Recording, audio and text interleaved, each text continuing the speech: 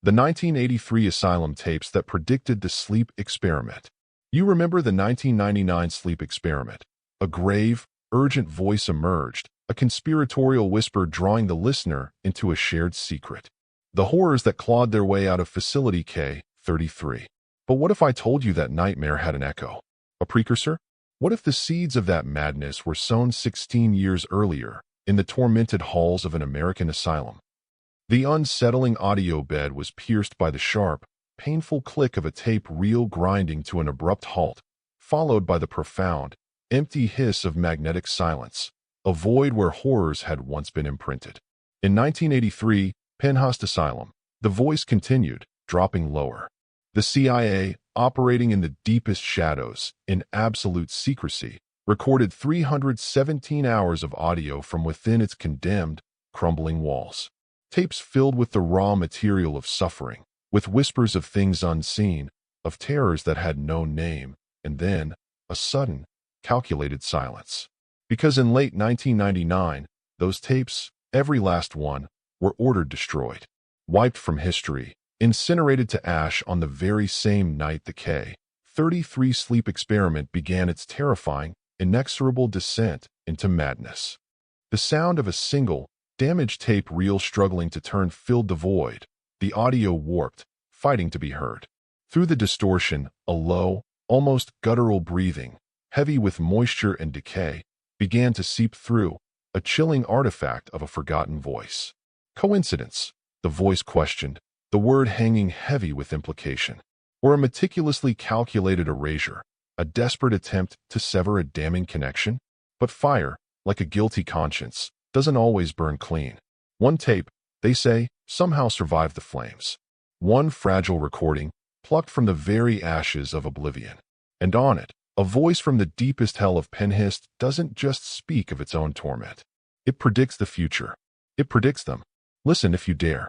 Listen not just to the words, but to the chilling spaces between them, to what they knew, even then. The guttural breathing on the tape seemed to coalesce, to take on a sickening form. Then, a recorded voice, distorted by time, by physical damage to the tape, by an electronic interference that felt almost intelligent in its malevolence, rasped from the unseen speaker. It was unnervingly calm, yet threaded with a perverse, knowing glee that crawled under the skin, a wet, gurgling quality that spoke of things rotted and irrevocably broken. Patient number 6 spoke, his recorded voice a relic of madness. The hum, it changes you from the inside. It pries open, tiny, unseen doors in the quiet, forgotten corners of the mind. And they love those quiet places. They whisper through the hum, you see. They're practicing now on us, the ones no one will miss. But soon, a choked, wet laugh, a sound that seemed to catch and tear in his throat, echoed from the past. Soon they'll test it on soldiers next, the strong ones, the ones who think they can sleep. And then, oh, then you'll all hear us. You won't have a choice. You'll hear us in your dreams. A violent burst of raw static, like a final, digitized scream, erupted from the recording, then plunged into absolute, deafening silence. The opening credits began, stark, minimalist, their visuals flickering uneasily between the decaying facade of Pennhurst Asylum and abstract, unsettling audio wave patterns that seemed to writhe with a life of their own. Pennhurst. The name itself is a stain on the pages of history. The narration resumed, a somber guide into the decaying heart of the mystery. A synonym for a particular kind of despair, for the human wreckage abandoned and left to fester in the deepest shadows of a society that had long since chosen to look away. Officially shuttered in 1987, its sprawling, decaying campus became a modern-day ghost story, a dark monument that sang a siren's song to those who chase the illicit thrill of trespassing on forbidden ground, to those who seek a morbid communion with the paranormal, to the urban explorers who meticulously peel back the layers of forgotten, uncomfortable time. It was one such crew, 3 young souls lured by Pennhurst's undeniable, magnetic darkness and the sweltering, oppressive summer of 2018, who unearthed something far more terrifying, far more tangible, than residual hauntings or the lingering, cloying scent of decay. The scene opened deep within the bowels of Pennhurst Asylum, in a flooded basement level of the infamous Devon building, a place where sunlight was a forgotten myth. Liam's flashlight beam sliced through the blackness, a fragile blade against an oppressive, almost sentient gloom that seemed to swallow light and hope with equal voracity. The water, oily and blackly stagnant, clung to their heavy-duty waders, its insidious cold seeping relentlessly towards their waists, a constant, unwelcome, and threatening embrace. The air itself felt diseased, a suffocating, complex cocktail of rampant mold, pervasive rot, and an unnervingly sharp, metallic tang that bit at the back of their throats, hinting at forgotten chemistries and experiments best left undisturbed. Every sound in this subterranean tomb was magnified, distorted into something monstrous. The rhythmic, echoing drip of unseen water from a perpetually disintegrating ceiling, the frantic, unseen scuttle of something multi-legged in the deeper, more menacing shadows, their own breaths, which sounded ragged and loud, almost panicked, in the vast, flooded expanse. Just remind me, Liam, preferably before my heart actually exits my chest and tries to swim for it. Marcus grumbled, his voice a strained, fearful whisper that barely managed to carry over the sound of their sloshing progress. Why this specific brand of toxic, subterranean terror, complete with its own special brand of unknown horrors, seemed like a significant step up from, say, literally anywhere else on the face of the earth. He fumbled with his camera, its lens misting over in the damp, bone-chilling air, his earlier bravado a distant, almost laughable memory, drowned in the encroaching, palpable dread of their surroundings. Liam, older, more experienced in these descents into forgotten, forbidden places, cast a sharp, appraising glance back at his companion. Because, Marcus, my easily spooked friend, down here, beneath the carefully constructed official lies and the sanitized, rewritten histories, that's where the real Pennhurst still festers, still breathes. The records they claimed were burned, the rooms they insisted were sealed, the uncomfortable truths they tried so desperately to drown. This is where the ghosts, the real ones, still scream their unheard stories. He swept his powerful flashlight beam across a forbidding line of rusted, half-swallowed metal doors, their small, heavily barred windows like the vacant, staring sockets of long-dead skulls. And besides, he added, a grim edge to his voice, Chloe's little box of electronic tricks was practically having a conniption down here. Something in this water, something in these very walls, is vibrating, putting out a signal. Chloe, trailing them, moved with a quiet, focused intensity, her array of handheld sensors, EMF meters, Geiger counter, thermal imager, her only tangible shield against the palpable wrongness of the place. Her expression was a mixture of intense scientific curiosity and a poorly concealed, growing trepidation.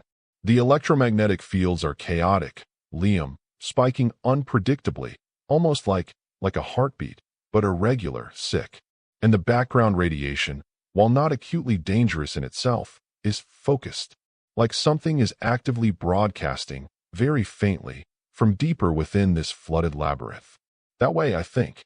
Her own flashlight beam, less powerful than Liam's, quivered almost imperceptibly as she indicated a collapsed section of the passage ahead, a jagged, gaping wound of fallen concrete slabs and twisted, skeletal rebar, looking like the broken teeth of some subterranean beast. If that's even passable. It looks like it's ready to come down completely. If is a word we don't have much use for down here, Marcus, Liam said, his attention already fixed on the collapse, probing its edges for any sign of weakness or opportunity. This place doesn't offer guarantees, my friend, only opportunities for discovery. Or, a rather unpleasant and permanent end. He found a narrow, precarious opening, barely wide enough for a person to squeeze through. Stay close. Keep your wits about you. And try not to breathe too deeply. I really don't like that smell. It's getting stronger. 20 minutes later, after a claustrophobic, nerve-shredding crawl through the unstable rubble, they emerged, covered in grime, cobwebs, and ancient, disturbed dust, into a section of the basement that was, if not entirely dry, then at least significantly less submerged. The water here was a mere ankle-deep soup of indeterminate, slick filth. This chamber, smaller than the last, had the distinct look of forgotten storage, its space choked with rows of heavy metal shelving, most of them contorted, buckled, and toppled by time and neglect, their original contents long since surrendered to the relentless damp, rotted into indistinguishable, slimy mounds. But that sharp, unervingly metallic odor, it was undeniably stronger here, more concentrated, almost making their eyes water, their sinuses burn. "This is it," Chloe whispered, her voice hushed, her sensors whirring softly, their electronic sounds a stark counterpoint to the oppressive, tomb-like silence of the chamber. "The focal point of all the readings. It's very concentrated right here. Over there, I think." She pointed towards a dark, shadowed recess, almost entirely obscured by a massive, fallen metal cabinet, its thick steel grotesquely buckled as if by some immense, internal pressure. "Liam, your light. There's something caught back there." Wedged in, Liam's powerful beam cut through the oppressive gloom, illuminating the recess. There, tucked into a narrow crevice between the fallen cabinet and the damp, crumbling brickwork, shielded somewhat from the worst of the decades of deluge by the cabinet's bulk, was a heavy, military-spec metal case. It was scarred, deeply dented, its latches almost entirely eaten away by rust, yet it possessed an air of deliberate, almost defiant survival amidst the surrounding, utter decay. It did not belong here. It screamed of secrets. "Well, now," Marcus breathed, his fear momentarily eclipsed by a sudden, sharp surge of adrenaline, his camera instinctively zooming in on the unexpected find. "That's not your average asylum lost and found, is it? What do you think? Gold bars? Mafia secrets? Hoffa's other leg? More likely something they desperately wanted to stay buried." "Marcus," Liam muttered, his voice low and serious, already working at the corroded, stubborn latches with a pry bar he'd produced from his pack. The abused metal shrieked in protest as he applied pressure, a high-pitched, grating sound that seemed to echo patient number 6's earlier, gurgling laugh from the cold open, a chilling resonance in the dead air. One latch, with a final, tortured groan, gave way. Then, with a wrenching, metallic shriek, the second. He lifted the heavy lid, the hinges grating like old, arthritic bones. The contents were nestled on a bed of what had once been thick foam padding, now a crumbling, putrescent, and disturbingly discolored mess. A vintage reel-to-reel tape recorder, an old, robust Ampex model, lay there, its casing surprisingly, almost miraculously, intact despite the hostile environment. And beside it, snug in its circular, protective canister, lay a single, 7-inch reel of magnetic tape. "The motherlode," Chloe breathed, her voice filled with a reverent awe, her eyes wide as she stared at the unexpected treasure. She reached in with a gloved hand, carefully, almost tenderly, lifting the canister. A faded, typewritten label clung precariously to its center, the ink blurred by time and moisture, but still, just barely, legible beneath a thick layer of grime. She gently brushed it clean with the back of her glove. The words, stark and chilling in their stark, block capital simplicity, seemed to leap out at them from the past. "Project Lullaby." "Project Lullaby?" Marcus repeated, his voice cracking, the name sending an involuntary shiver down his spine. He moved closer, his camera lens practically touching the canister, capturing every detail of the ominous label. "That doesn't sound restful. Not in a place like Pennhurst. That sounds like the exact opposite of a lullaby. More like a dirge." Liam picked up the heavy tape recorder, turning it over and over in his hands, his expression thoughtful, tinged with a growing unease. "This thing's a relic, all right, but it's professional grade. Military, maybe intelligence. Built to withstand, well, apparently, almost anything. If this case was sealed tight enough, the recorder itself might have actually made it. But the tape?" He shook his head, his skepticism evident. "Years of this damp, this decay. It's a miracle if there's anything left on that reel but hiss and the sound of its own decomposition." "Silica gel," Chloe pointed out, her sharp eyes spotting several burst, chalky white packets in the case's decaying lining. "They try to protect it, and the canister itself feels solid, well-made. It's a very long shot, Liam, I know, but if this is what was causing those anomalous readings, if this tape is Project Lullaby." The unspoken question, heavy with both excitement and a nascent dread hung palpably in the foul, stagnant air of the forgotten basement. "There's only one way to wake this particular ghost, I suppose," Liam said, a grim set to his jaw, the initial thrill of the forbidden discovery now warring with a creeping, unwelcome sense of foreboding. "Let's get it out of this hellhole. And let's handle it like it's made of nitroglycerin and bad dreams." Days later, the scene shifted to Liam's makeshift workshop, a converted garage that served as his sanctuary of salvaged electronics, forgotten media, and the carefully cataloged paraphernalia of his urban explorations.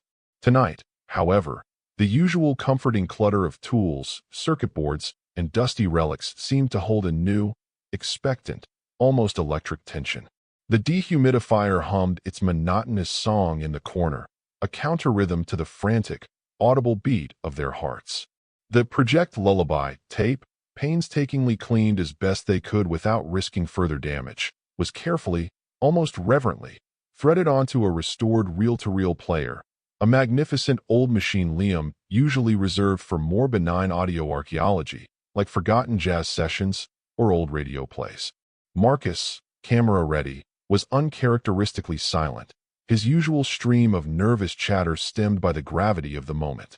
Chloe nervously tapped a pen against a notepad already filled with hastily scribbled theories and potential connections.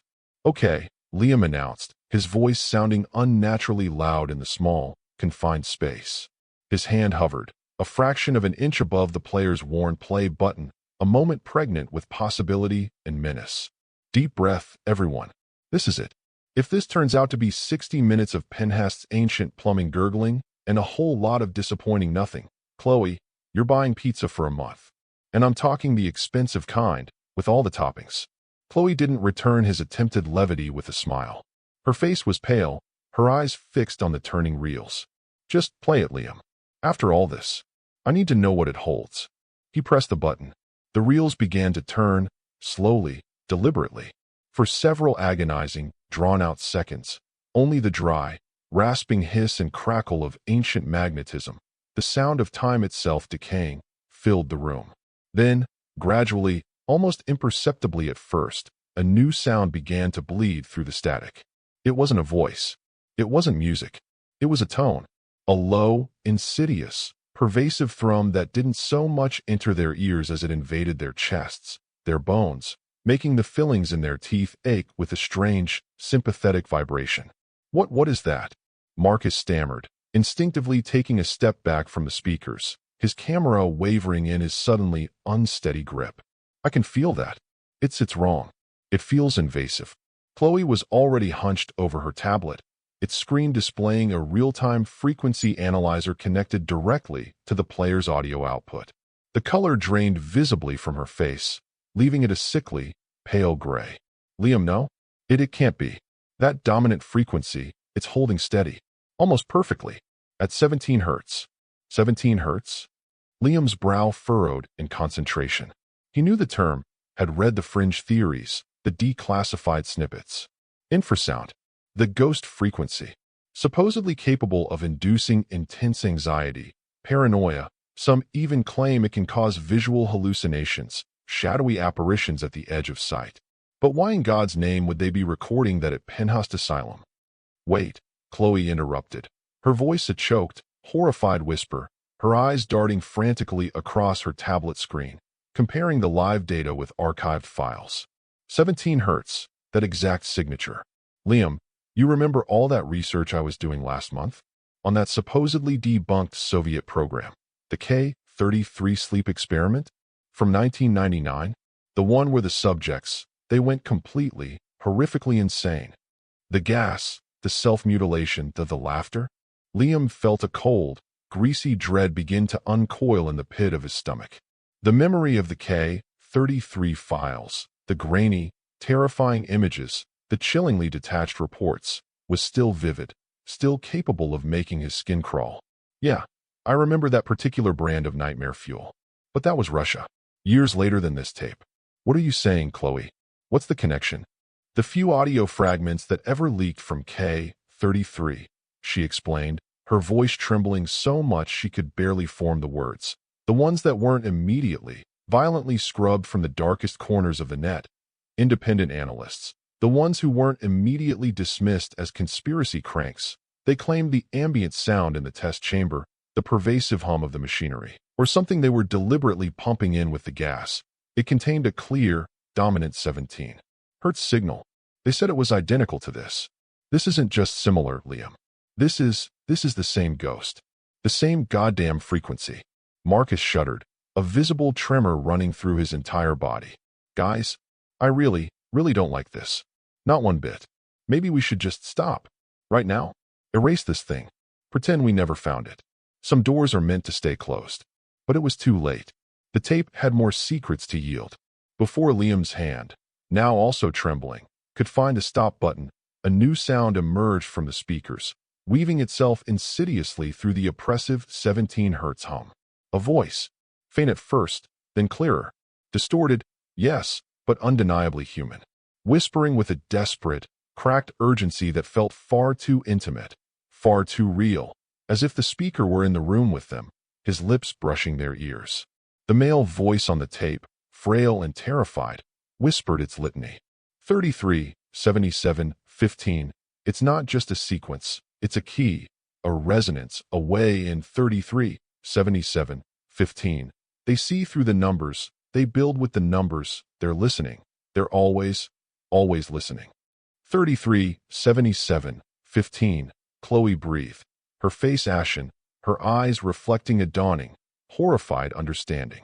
She typed the numbers into her tablet, her fingers flying across the virtual keyboard, accessing a secure, encrypted database she'd compiled over years of research into fringe science and government black projects. A database cross-referenced. Her breath hitched audibly. Oh God. No. It can't be. Liam. Marcus. It's here. That exact numerical sequence. It was found scrawled on the walls of the K-33 facility in 1999. In the subject's own blood. It was the core mystery. The unexplained, terrifying signature of that entire godforsaken horror. The small workshop, once a haven of curious discovery, suddenly felt like a tomb, cold and suffocating. The shadows cast by the single, bare work light seemed to writhe and deepen, taking on menacing, almost predatory shapes. The 17 hertz thrum from the speakers wasn't just a sound anymore. It felt like a palpable presence, coiling around them, tightening its invisible grip, whispering unspeakable secrets directly into the vulnerable recesses of their minds. This isn't a coincidence, Chloe, Liam said, his voice a hoarse, choked whisper, his earlier confidence completely shattered, replaced by a profound, sickening, almost paralyzing dread. This tape, from Pennhurst, 1983, Project Lullaby. It has the exact same frequency and the exact same cryptic numbers as a top-secret Soviet atrocity from 16 years in the future? What kind of unholy, goddamn thing did you dig up in that flooded, cursed basement? I don't know, Chloe stammered, her eyes darting towards the relentlessly turning reels of the tape player, as if it were a venomous, coiled snake, ready to strike. But there was something else. In the case, I almost didn't see it. It was pressed deep into the rotted foam padding, right under where the tape reel itself was sitting. Almost hidden. With hands that trembled so violently she could barely control them, she retrieved the small, clear plastic Ziploc bag she'd set aside earlier. Inside, protected from the worst of the elements, was a single black and white photograph. Its edges were softened and stained a sickly yellow by time and moisture, its surface warped and buckled. Yet, the central image was stark, immediate, and horrifyingly, unforgettably clear. A man's face, captured in an extreme, claustrophobic close-up, contorted in a mask of ultimate, unadulterated terror, his eyes stretched impossibly wide, his mouth frozen open in a silent, unending scream that seemed to echo across the decades. The matted, filthy hair, the gaunt, hollowed features, the raw sores visible on his skin, all marked him as an inmate, a victim of unimaginable suffering. It was a portrait of a soul stripped bare, staring with naked, primal fear into an abyss that had clearly stared back. The back of the photo, Chloe said, her voice now barely audible, a thread of sound in the oppressive silence of the workshop. It's just labeled. Patient zeroed. She held it up, the cheap plastic of the bag crinkling loudly in the tense quiet. But that's not the thing that will keep you awake tonight, and every night for the rest of your lives. Look closer. You have to look closer. Look into his eyes. Into the pupils. Liam leaned forward, his breath catching painfully in his throat, a knot of ice forming in his stomach. Marcus, despite his overwhelming fear, pushed his camera closer, the lens whirring almost obscenely as it tried to focus on the ancient, faded, and deeply disturbing image. In the dark, dilated pupils of patient zero, two tiny, almost imperceptible pinpricks of light were visible. The reflection of the original photographer's flash, no doubt. But it was what lay behind and around those innocuous pinpricks, in the dark, reflective, tear-filled pools of the madman's eyes, that made the blood freeze in their veins and their sanity fray at the edges. A shape, a silhouette, impossibly tall, unnaturally thin, its proportions subtly, disturbingly, sickeningly wrong. Inhuman. It was a shadow figure, standing just beyond the photographer's frame, entirely unseen by the camera that took the picture, yet captured, perfectly, chillingly, in the mirrored terror of patient zero's eyes. A figure that had no earthly business being there, yet undeniably, impossibly, was. The 17 hertz tone on the tape, as if reacting to their discovery, to their shared, horrified recognition, suddenly, violently spiked in frequency and amplitude. The change was accompanied by a raw, distorted, blood-curdling scream that seemed to tear through the very fabric of the ancient recording, a sound of pure, unadulterated agony, before the tape abruptly, mercifully, cut to a deafening, roaring blast of white noise static. Marcus cried out, a choked, animal sound, stumbling back, his camera clattering heavily to the concrete floor. Liam slammed his hand down on the stop button of the reel-to-reel, the mechanism groaning in protest as the reels skidded to a halt, plunging the workshop into a sudden, ringing, almost painful silence. For a long, breathless moment, no one moved, no one spoke. The only sound in the sudden stillness was the frantic, percussive thumping of their own hearts and the steady, indifferent, almost mocking hum of the dehumidifier in the corner, which now, in the dreadful aftermath, seemed to echo the insidious 17 hertz tone they had just been immersed in. Project Lullaby. Liam finally choked out, his voice raspy, unrecognizable even to himself. This wasn't some forgotten archive of patient suffering, was it? This was the precursor. A test. Oh God, what have we found? What have we unleashed?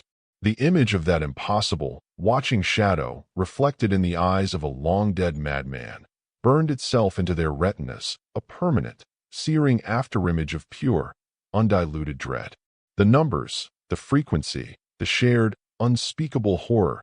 It was a tapestry woven across decades, across continents, with threads of madness, secrecy, and terror.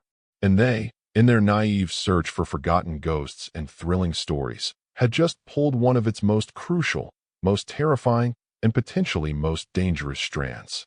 The truth of Pennhurst, they now understood with sickening clarity, was infinitely more sinister than whispered tales of tormented spirits and residual hauntings. It was a proving ground, a dark nursery where a nightmare had been conceived, a nightmare that was destined to be reborn, years later, in the blood, the screams, and the inexplicable laughter of the K-33 sleep experiment. And the lullaby it had sung, the one they had just heard a fragment of, was only the beginning. A shared frequency, resonating with induced madness, the narration concluded, a somber epilogue to their discovery. A shared numerical sequence, a cryptic key to an unknown and terrible lock. A shared reflection, in the eyes of the damned, of an impossible, observing, and malevolent presence. The tape salvaged from Pennhurst's drowned and buried secrets, the artifact labeled Project Lullaby, was never merely a record of human suffering. It was a chilling overture, a detailed blueprint scrawled in fear and madness, for a symphony of horror that would find its full, terrifying, and bloody orchestration 16 years later, in the sterile, isolated, and ultimately doomed rooms of the 1999 sleep experiment. The threads, so long buried, so carefully concealed, were now exposed, and they painted a picture of a conspiracy far older, far more deeply woven into the very fabric of our nightmares than anyone had ever dared to whisper, even in their darkest dreams. The sudden, violent cessation of the Project Lullaby tape, the shriek, the static, left Liam's workshop engulfed in a silence more terrifying than any sound. The image of the shadow figure, reflected in the wide, dead eyes of patient zero, seemed to have burned itself onto their retinas, an indelible afterimage of pure, unadulterated dread. The 17 hertz thrum, though silenced on the tape, still echoed in their bones, a phantom vibration that promised no peace. Marcus was on the floor, his camera forgotten, his breathing shallow and ragged. Chloe stared at the now-still reels of the tape player as if it were a venomous serpent, momentarily stunned. Liam felt a cold sweat break out across his entire body, the kind that signaled not just fear, but a profound, soul-deep disturbance. What in God's name was that? Marcus finally choked out, his voice hoarse, pushing himself up on trembling arms. That scream, it wasn't just old audio, Liam. It felt present. Liam swallowed hard, his throat dry. Project Lullaby, he repeated, the name now tasting like ash and madness. This wasn't some forgotten patient archive, was it? This was the precursor, a test. The numbers, the frequency. Chloe, that shadow in his eyes. Chloe nodded slowly, her face pale, her usual scientific composure fractured. It's all there. The connections are undeniable. Pennhurst, 1983. K. 33, 1999. It's like a blueprint for a nightmare, drawn 16 years in advance. She picked up the Ziploc bag containing the photograph of patient zero. This man, he saw something. Something that was in the room with him. Something the photographer didn't capture. Or couldn't. And whatever it was, Liam added, his gaze drawn to the silent tape player. It was intrinsically linked to that 17 hertz tone and those goddamn numbers, 33, 77, 15. He felt a surge of something cold and determined push through his fear. We can't just sit on this. This isn't just a creepy find for some online forum, Chloe. This is evidence of something monstrous. Evidence of what, Liam? Marcus asked, his voice still shaky. A ghost story? A government conspiracy that stretches across decades and continents? Who would even believe us? They'd call us lunatics, just like the poor bastards in Pennhurst. Maybe, Chloe conceded, her analytical mind beginning to reassert itself despite the lingering horror. But the data points aligned too perfectly. The identical infrasound frequency, known for its psychoactive properties. The highly specific numerical sequence appearing in two supposedly unrelated, highly classified experiments, years and thousands of miles apart. The shared thematic elements in the resulting psychosis, the strings, the watchers, the extreme self-mutilation. The self-mutilation, Liam echoed, a grim memory surfacing. He'd read the K-33 files, the ones that had leaked, detailing subjects peeling their own skin, clawing at themselves, laughing as they did it. The Pennhurst tape. Patient number 6 in the cold open, he talked about the hum changing things inside, opening doors. What if Project Lullaby was the first attempt to weaponize that, to deliberately induce that state? And the K-33 experiment, Chloe continued, the pieces falling into a terrifying mosaic, was the refinement. They added compound 33, the gas, to block REM sleep permanently, making the subjects even more susceptible to the frequency, to whatever the numbers unlocked, to them. She gestured vaguely, a shiver tracing its way down her spine. The ones patient 0 saw. The ones patient number 6 on the Pennhurst tape warned would be tested on soldiers. The ones who would make us hear them in our dreams. The weight of their discovery pressed down on them, suffocating. This wasn't just about Pennhurst anymore, or even K-33. This was about a continuous, horrifying thread, a crimson line of unethical experimentation and induced madness stretching through the darkest corridors of secret government projects. We need more than just this tape and a photograph, Liam said, his resolve hardening, the initial shock giving way to a grim determination. We need to find out who was behind Project Lullaby, who was pulling the strings, so to speak, back in 1983. Was it the CIA, as the persistent, shadowy rumors about Pennhurst always suggested? And if so, did any of those same individuals, those same unseen puppet masters have a hand in K33, 16 years later? Their investigation began not in dusty archives or forgotten basements, but in the treacherous, shifting landscapes of the digital trenches. It was a perilous journey through encrypted databases, declassified and often heavily redacted, document dumps, and the shadowy, anonymous forums where whistleblowers, conspiracy theorists, and perhaps even the architects of these horrors traded in forbidden knowledge. This was a world where navigating safely required more than just a keen intellect and a good search engine. It demanded layers of digital camouflage, untraceable connections, and the kind of paranoid precautions that made one feel like a fugitive even when simply searching for the truth. This was the kind of research where tools like robust, multi-hop VPNs weren't just a luxury for maintaining privacy, but an absolute, non-negotiable necessity for survival. A fragile shield against unseen, ever-watchful eyes that monitored the flow of sensitive information, eyes that belonged to powerful, shadowy entities who had proven, time and time again, that they would go to any lengths, commit any atrocity, to keep their darkest secrets buried. Chloe, with her formidable technical expertise and an almost intuitive understanding of digital breadcrumbs, took the lead in this new, dangerous phase.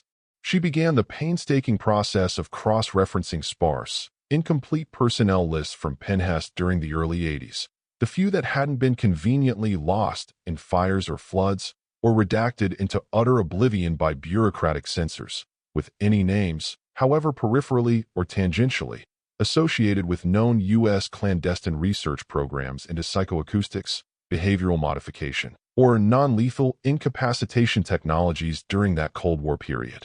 It was, as she often muttered in frustration, like searching for a single, specific, and possibly non-existent grain of radioactive sand on an infinite, windswept beach. Weeks bled into months, each day a new descent into a rabbit hole of misinformation, dead ends, and tantalizing but ultimately unverifiable whispers.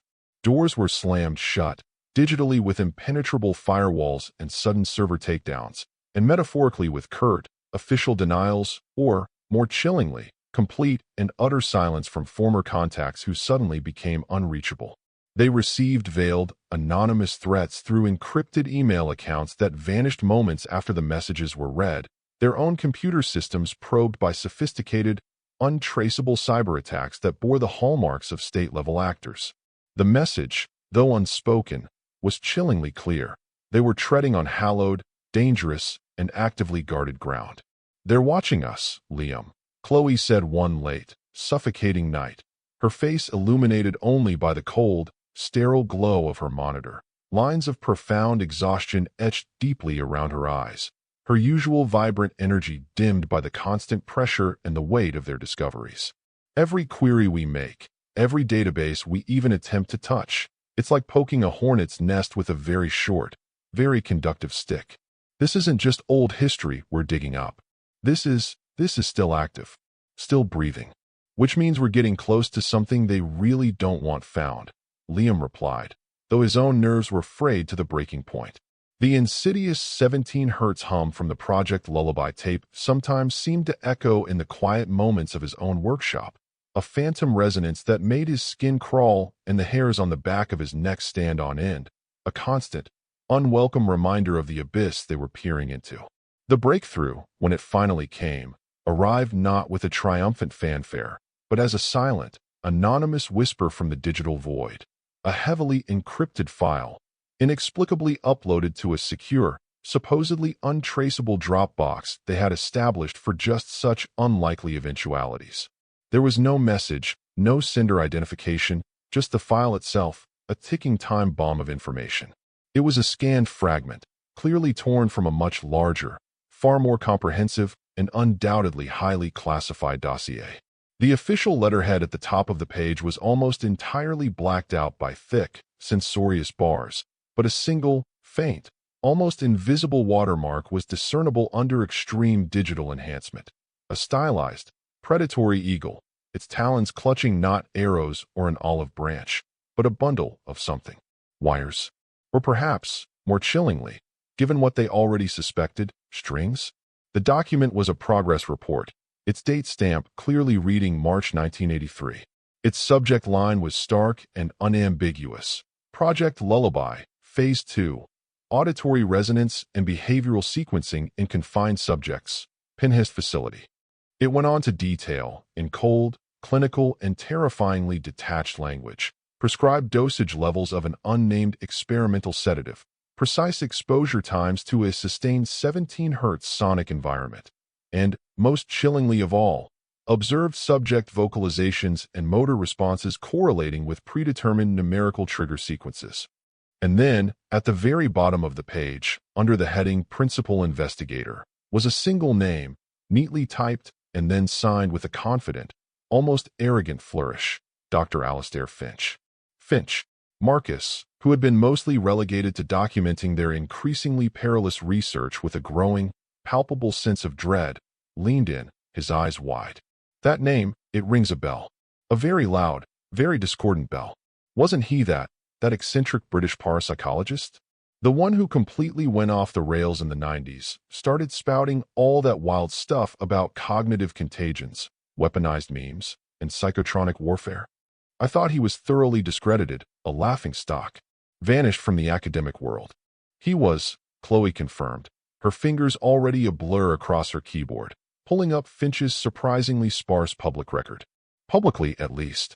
But before he became a pariah, a convenient lunatic for the establishment to dismiss, back in the early 80s, Dr. Alastair Finch was a highly respected, if notoriously somewhat eccentric, consultant. He advised various, discrete government agencies on both sides of the Atlantic. His specialty, according to the few unredacted sources I can find, was non-conventional psychological influence and atypical sensory perception. The next, crucial step was to definitively connect Dr. Alastair Finch, the architect of Pennhurst Project Lullaby, to the 1999 K-33 sleep experiment. If he was the mind behind the horrors at the asylum, and if Lullaby was indeed the direct precursor to the Moscow nightmare, then Finch was the crimson thread they had been so desperately searching for, the human link in this chain of orchestrated madness. This part of the trail, however, was colder, more heavily obscured, buried under layers of international secrecy and deliberate obfuscation. The K-33 experiment, after all, was a Soviet, then later a Russian, black project. Accessing any verifiable, uncompromised personnel information from that labyrinthine and paranoid system was next to impossible through conventional channels. But Anton Makarov, the brave or perhaps foolish young journalist who had encountered the impossible survivor, subject number 3, from K-33, had mentioned in his sparse, terrified, and ultimately final notes that Sergei had spoken of the doctors who opened the door, implying a more complex, perhaps even international, oversight than just Russian scientists. It was another anonymous data drop, this one even more perilous to acquire. Its digital trail routed through a bewildering series of compromised servers in Eastern Europe and Southeast Asia that finally provided the missing, damning link. It wasn't a direct personnel file. Those were likely buried too deep or had never officially existed.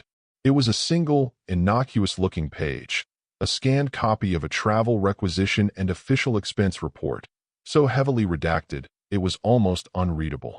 But the details that remained were explosive. It was for a consultant AF to undertake an extended visit to a special research facility, Sector K, Zelenograd District, near Moscow, in October of 1998, just as Project Morpheus, the K-33 sleep experiment, was being initiated. The per diem rates listed were astronomical, far beyond typical academic consultancy fees.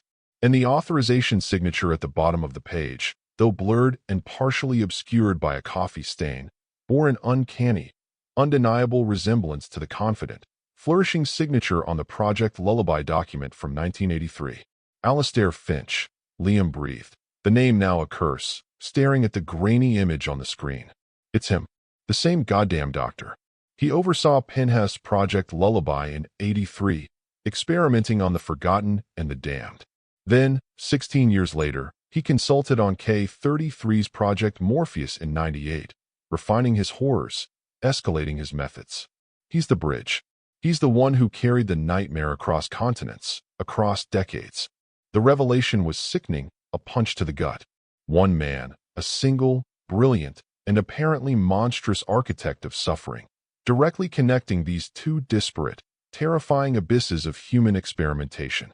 What unholy knowledge had he gleaned from the tortured minds at Pennhurst that he'd then taken to Moscow? What new, unspeakable horrors had he helped refine and unleash with Compound 33 and the relentless, dream-killing gas? They had to find Finch to understand the full scope of his work, to uncover the ultimate purpose behind these horrific lullabies and awakenings. But their research, so recently supercharged by the anonymous leaks, quickly slammed into another, more final, and utterly immovable dead end. Dr. Alastair Finch, according to the few official records that acknowledged his later existence, had died in early 2002. The official cause of death, suicide. A brief, almost dismissively sanitized obituary in a minor, obscure academic journal mentioned a long and tragic battle with depression and paranoid delusions. Suicide, Marcus scoffed, his voice laced with a bitter, knowing cynicism. How remarkably convenient. Too convenient by half. People like Finch, Liam, people who know these kinds of world-shattering secrets, people who dance with these kinds of devils, they don't just get a bit down in the dumps and decide to check out. They get retired. Permanently. Maybe, Chloe said, her expression grim, her eyes scanning the digital copy of the local police report from the scene of Finch's death, a document she'd obtained through a contact who specialized in acquiring such morbid, official curiosities.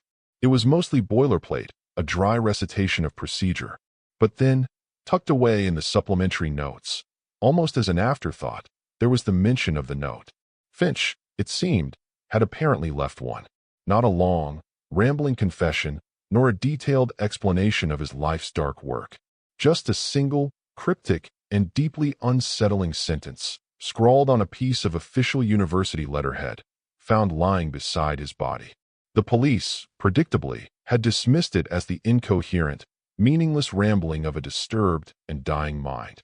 But to Liam, Chloe, and Marcus, who had now glimpsed the horrifying, intricate patterns Finch had helped orchestrate, the words resonated with a chilling, terrifying, and immediate clarity. The note, stark and unambiguous, read, "They're in the wires now." In the wires, Liam repeated slowly, the words sending a fresh wave of cold dread through his already chilled heart. What the hell does that mean? What is he trying to tell us? He thought back to the Pennhurst tape, to patient number SIXS ravings about the hum and how they whisper through it. He remembered the K-33 subjects, their minds shattered, screaming about strings controlling them. And now Finch himself, the man who had connected it all, the maestro of this symphony of madness, his very last words on earth were about them being in the wires. Chloe's face was ashen, her eyes wide with a terrifying, dawning comprehension. The 17 Hz frequency, it's an electrical signal that produces a sound, a vibration. The numbers, 33, 77, 15, they're not random. They're like an address, a code, a tuning key. What if Project Lullaby and Project Morpheus weren't just about breaking minds with sound and sleeplessness and gas? What if they were trying to create a receiver, to forcibly tune the human brain, the human consciousness, to a signal that travels through, well, through the wires? Through the very infrastructure of our world. The implication was horrifying, paradigm-shifting. The threat wasn't just contained to old asylum tapes or secret Russian laboratories buried deep in the earth. If Finch was right, if they were truly in the wires, then the horror had escaped its physical confines. It was pervasive.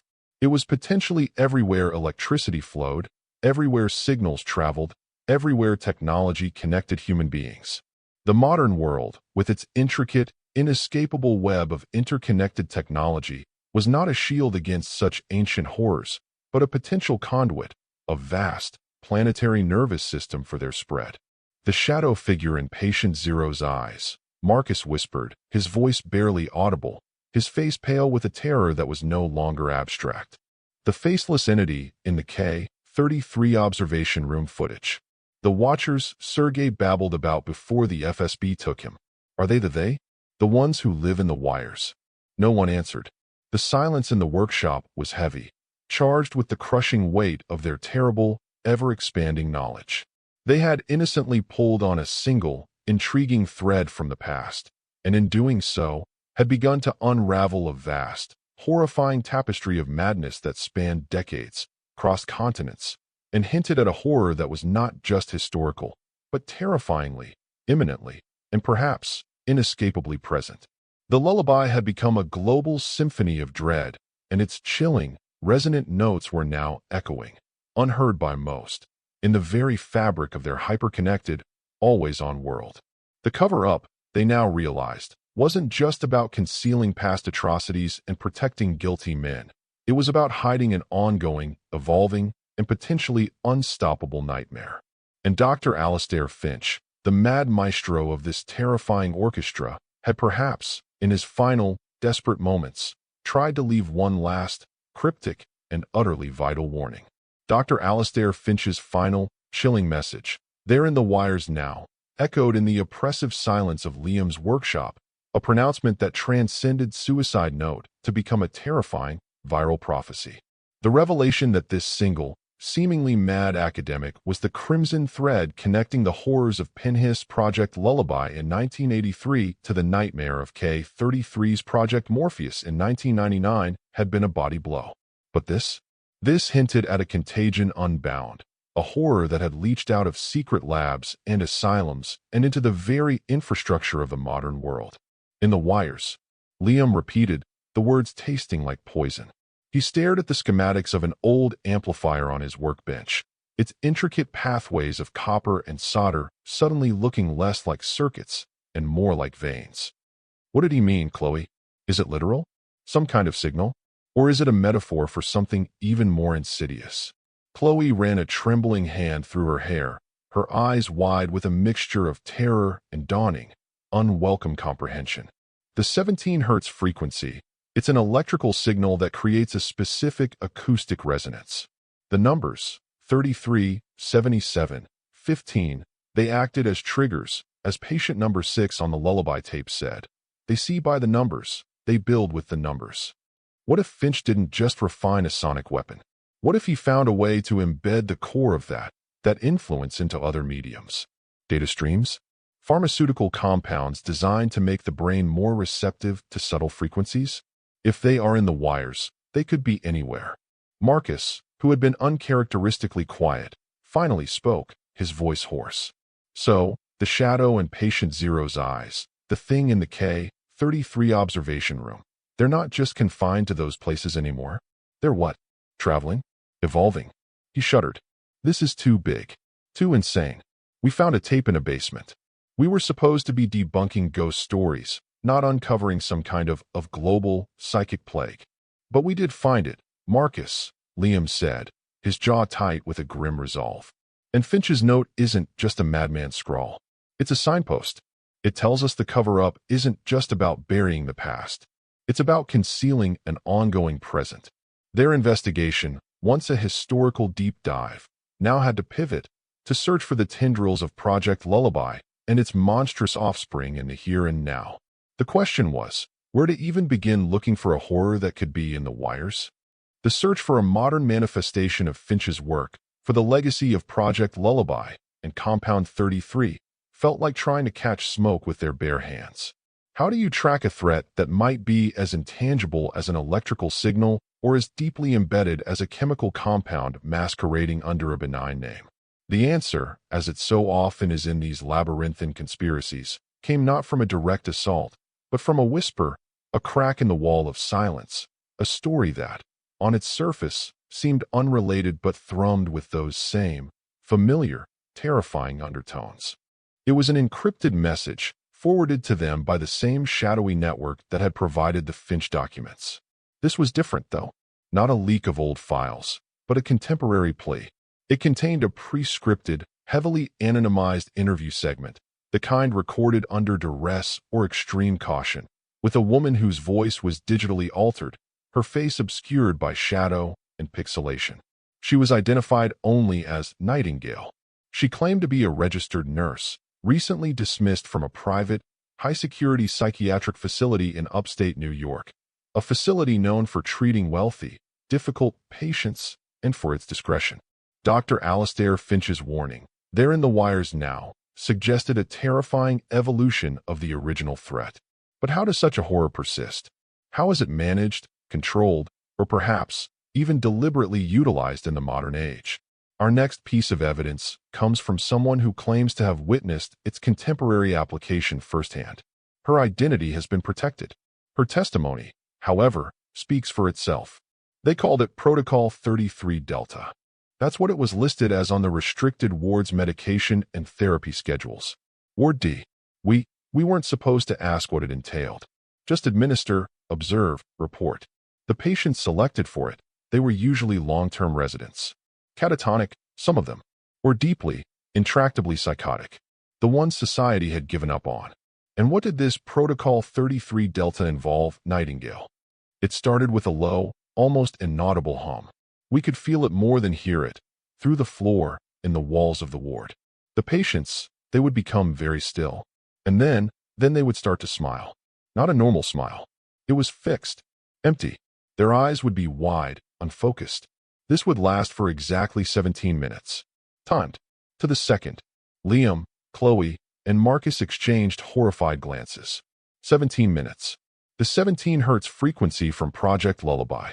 The connection was immediate, visceral. Interviewer. And after these 17 minutes? Nightingale. The smiling would stop. Abruptly. And then they would begin to whisper. Not all of them, but many. And always the same thing. Numbers. In Russian. I recognized some of it from an old Cold War movie my father used to watch. I wrote them down once, the sequence I could make out most clearly. Her voice broke, a sob catching in her throat. 33, 77, 15. Over and over. Just like the whispers you hear about from those old stories. The ones they tell you are just internet myths. The K-33 numbers. Chanted by patients in a modern American psychiatric facility. The workshop felt suddenly colder. Interviewer. Did you report what you were observing? Nightingale. I tried. I went to my supervisor, Dr. Albright. I told him about the smiling, the 17 minutes, the Russian numbers. I said it felt wrong, inhuman. He just looked at me. No surprise. No concern. He told me I was being imaginative, stressed. He said Protocol 33 Delta was an advanced binaural wave therapy for deep-seated trauma. Then he showed me something. Interviewer. Showed you what, Nightingale? Nightingale, voice cracking with fear. He took me to his office. He unlocked a safe. And he pulled out an old, metal film canister. He didn't play it for me. He just held it. The label was faded, but I could read it. It said Pennhurst. Project Lullaby. 1983. Audio Archive. Subject number 6. He told me some things are best left undisturbed. He said my curiosity could have repercussions. For me. For my children. Her voice dissolved into muffled sobs. They knew about Pennhurst. They had the tapes. They were using them as a threat. The next day, my contract was terminated. Restructuring, they called it. I haven't been able to find work as a nurse since. The interview ended, leaving a chilling void. The modern cover-up wasn't just passive. It was active, ruthless, and it possessed the very artifacts of the original horror, using them to enforce silence. Protocol 33 Delta, Chloe whispered, her fingers flying across her keyboard. Ward D. The D could stand for anything. Disposal. Damned. Or, Finch's wires could be auditory, but also pharmaceutical. What if they found a drug that makes people more susceptible to the 17 hertz, to the numbers, without needing something as crude as compound 33 and total sleep deprivation? This new line of inquiry, a pharmaceutical connection, led them to another dark corner of the web, to forums where disgruntled or ethically compromised medical researchers and FDA employees sometimes leaked information. It was here, after weeks of sifting through data dumps and coded messages, that Chloe found it. A heavily encrypted file detailing internal FDA communications. Its contents were explosive. Liam, Marcus, you need to see this, Chloe said, her voice tight with a mixture of triumph and terror. She projected the decrypted document onto their main screen. It was a series of internal memos and approval fast tracks for an experimental psychotropic drug codenamed Somnianol. Somnianol, Liam read aloud. for treatment-resistant psychosis and severe dissociative disorders. Sounds benign enough, if a little ominous. Look at the approval date, Chloe urged, pointing to a timestamp at the bottom of the final approval document. December 12, 1999. Marcus gasped. That's the exact day the K-33 sleep experiment officially ended. The day they supposedly burned Facility K-33 to the ground. Precisely, Chloe said, her expression grim. A remarkable coincidence, wouldn't you say? A new, powerful psychotropic drug, designed to affect deep brainwave patterns, gets rushed through FDA approval on the very day a top-secret Soviet experiment into extreme sleep deprivation and induced psychosis catastrophically concludes. The memos detailed somnol's unusual properties, its ability to modulate neural receptivity to specific low-frequency auditory stimuli, and its observed tendency in late-stage trials to induce periods of placid, non-responsive smiling in a statistically significant percentage of subjects. Placid, non-responsive smiling, Liam muttered, the nurse's testimony echoing in his mind. 17 minutes of it. There's more, Chloe said, scrolling down. Somnol was quietly recalled from the market just last week. Officially, due to unforeseen long-term neurological side effects and reports of atypical patient vocalizations. But look at this internal chatter. She highlighted a series of encrypted emails between what appeared to be pharmaceutical executives and individuals with untraceable, possibly government-linked, email addresses. One email read, Somnol recall is a temporary measure. Public optics. Rebranding as Serenolite, Nocturnese, and Harmoniacom already underway. Distribution through private clinics and specialized institutional channels will continue uninterrupted. The core resonance therapy protocols remain effective and essential for designated patient cohorts. They're still using it, Marcus whispered, horrified. They just changed the names. It's out there. In hospitals. In clinics. People are being given this key. As if on cue, a sound cut through the tense silence of their workshop. Chloe had, as part of her deep dive into medical facility protocols, managed to tap into a publicly accessible, though obscure, hospital emergency PA system scanner for the region where Nightingale had claimed to work. It was usually just a stream of mundane announcements and codes. But now, a calm, clear, automated voice spoke from her laptop speakers. Code 33 to Ward D. Code 33 to Ward D. Attending physician, please report. The three of them froze. Code 33, Liam breathed. Ward D. The numbers from the asylum, from K-33, from the nurse's testimony, now echoing in the sterile, supposedly safe environment of a modern hospital. The cover-up was far more profound, far more insidious than they could have ever imagined. It wasn't just about hiding past sins. It was about perpetuating them, refining them, weaving them into the very fabric of modern medicine, hidden in plain sight. The lullaby had evolved. The wires were humming. And they were still listening, still building, still waiting. The question was no longer just what happened in 1983 or 1999, but what was happening now, in countless Ward DS across the globe, under the guise of healing and therapy. And what would happen when the full symphony of that horror finally reached its crescendo? The calm, automated voice from Chloe's laptop speakers. Code 33 to Ward D. Code 33 to Ward D. Attending physician, please report. Sliced through the tense silence of Liam's workshop with the chilling precision of a scalpel. The three of them froze, the innocuous announcement landing with the force of a physical blow. Code 33. Ward D. The numbers from Pennhurst, from K-33, from Nightingale's terrified testimony, now echoing in the sterile, supposedly safe environment of a modern hospital, broadcast through the very wires Dr. Alastair Finch had warned them about in his cryptic final message. Marcus let out a strangled gasp, his face paling to a sickly gray. It's happening now. Right now? While we're sitting here. That Protocol 33 Delta. Chloe's fingers, already flying across her keyboard, paused. She stared at the laptop, her eyes wide with a horrified, dawning comprehension. This isn't just a regional hospital PA system I tapped into, Liam. This is a multi-facility network. Encrypted, but with a backdoor I found through an old FDA server vulnerability. That announcement, it could be from any one of dozens of specialized psychiatric units across the country using this particular secure comms channel. Dozens. Liam breathed, the scale of it threatening to overwhelm him. So, Nightingale wasn't an isolated case.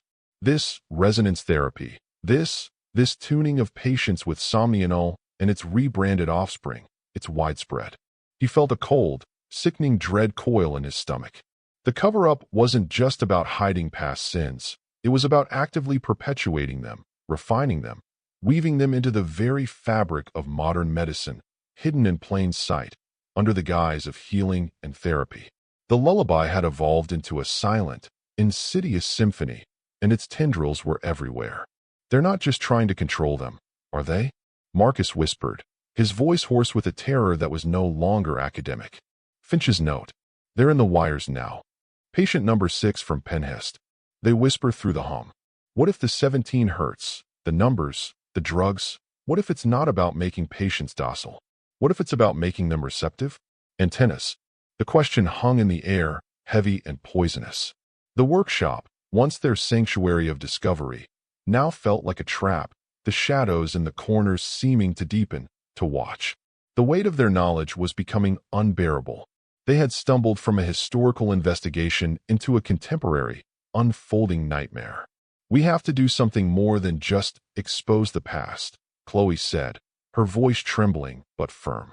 If this is happening now, people are in danger now. But who do we go to? The FDA is clearly compromised, or at least parts of it are. The police? They'd laugh us out of the room, or worse, flag us to the very people we're trying to expose. Liam paced the small space, his mind racing. The nurse, Nightingale, she was threatened with the Pennhurst tapes.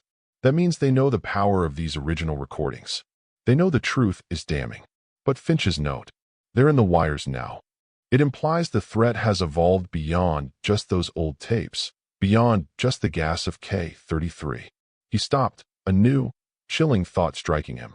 What if the original purpose, the one Finch was working towards, the one that started with Project Lullaby, what if it was never truly about control in the way we understand it?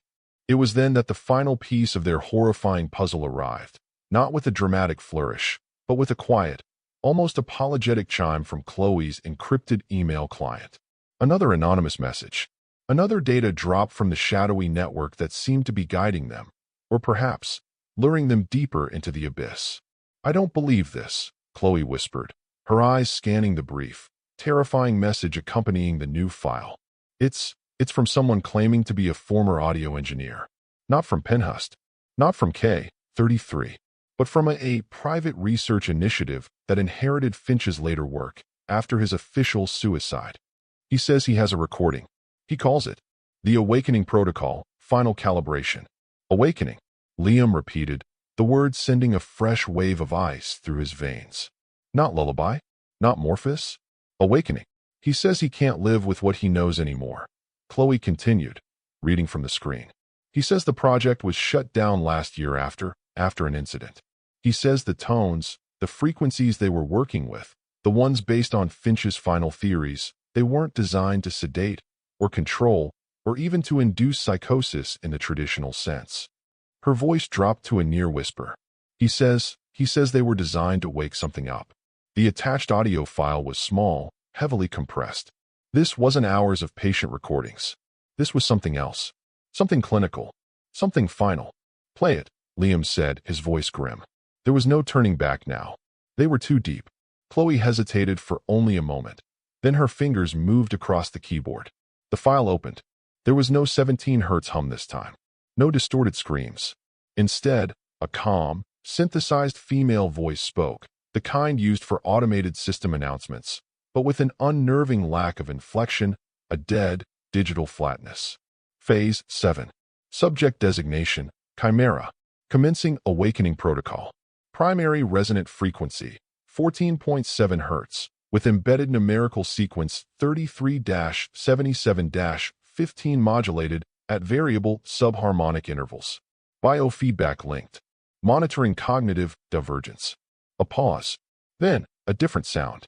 A complex, layered series of tones, some inaudibly low, some piercingly high, all underpinned by that familiar, sickening 14.7 Hz thrum.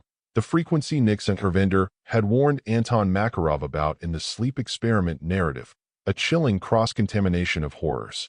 The sound was disorienting, deeply unsettling, like reality itself was being subtly warped, it seems unstitched. Then, a new voice. A man's voice, not a patient. This voice was clear, educated, and filled with a dawning, ecstatic, terrifying awe. It was, they would later learn, the voice of the whistleblower audio engineer himself, recorded during the incident that had shut down his project. It's working. Oh my God, it's actually working. The resonance field, is stabilizing. Subject Chimera's neural activity it's off the charts. It's not human. He's smiling. But it's not the vacant smile from the Lullaby archives. His eyes are open. And he's looking at me. A pause, filled only with the complex, shifting tones. Then the whistleblower's voice returned, tighter now, laced with a dawning horror that eclipsed even his earlier awe. No, that's not right. He's not looking at me. He's looking through me. The numbers. I can hear them now. Not from the speakers. They're inside my head. 33, 77, 15. They're not a code. They're a vibration. A resonance. The tones aren't to control people. They're not to make them sleep or go mad. They're to attune them. To make them receptive. They're to wake up what's already inside them.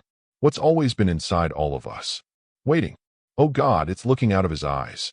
It's not him anymore. The recording cut off abruptly with a sound like tearing static and a choked, terrified scream. Silence descended upon the workshop once more, thicker, heavier, more absolute than ever before. Liam, Chloe, and Marcus stared at each other, the implications of what they had just heard crashing down upon them with the force of a physical blow. Wake up what's already inside them, Liam finally said, his voice a hoarse whisper.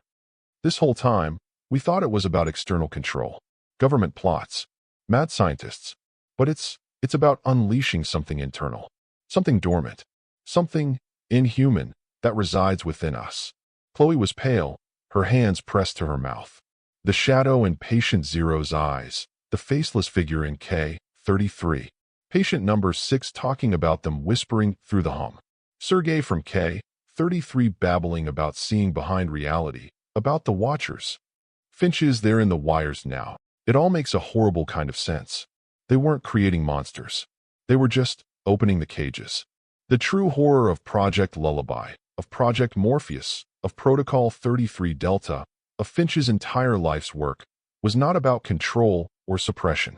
It was about invitation, about resonance, about using sound, numbers, and perhaps even drugs to tune the human mind to a frequency that allowed something else, something ancient and terrible, to look out through human eyes, to walk in human skin.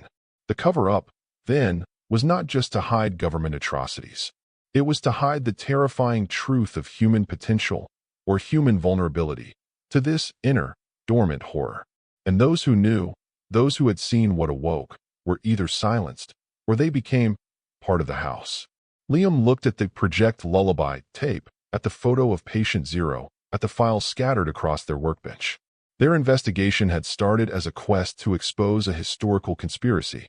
It had become a desperate race to understand a threat that was not only contemporary, but existential. The Asylum tapes were not a prediction. They were a genesis. Project Lullaby was the first key turned in a lock that should never have been opened.